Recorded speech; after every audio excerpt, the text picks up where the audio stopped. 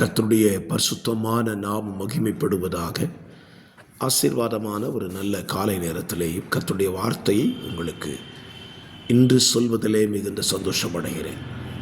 2 ராஜாக்கள் 17:25 வாசித்து பாருங்கள். அவர்கள் அங்கே குடியேறின போது முதல் கர்த்தருக்கு பயப்படாததினால் கர்த்தர் அவர்களுக்குள்ளே சிங்கங்களை அனுப்பினார். அவைகள் அவர்களில் சிலரை கொன்று போட்டது.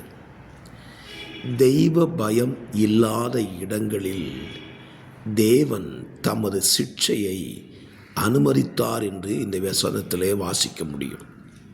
ஆம், இன்றைக்கும் நம்மிலே அல்லது தேவ ஜனங்கள் மத்தியிலே வெகுவாய் குறைந்து வருவது எது? தேவனை குறித்த பயம்.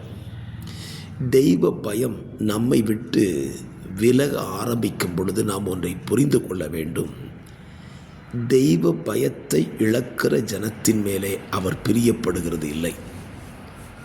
அதுவும் தேவ ஜனங்கள் வாழுகிற இடங்களில் தெய்வ பயம் அதிகமாய் தேவை என்பதை அவர் விரும்புகிறார். ஆகவே இந்த காலவெளியிலே உங்களுக்குள்ளேயும் எனக்குள்ளேயும் தேவ பயத்தை தேவன் தருவாராக.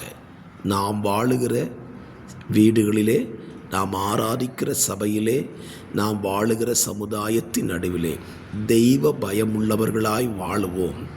அப்பொழுது தேவனுக்கு பயப்படுகிறவர்களை அவர் ஆசீர்வதிப்பார். ஆமென்.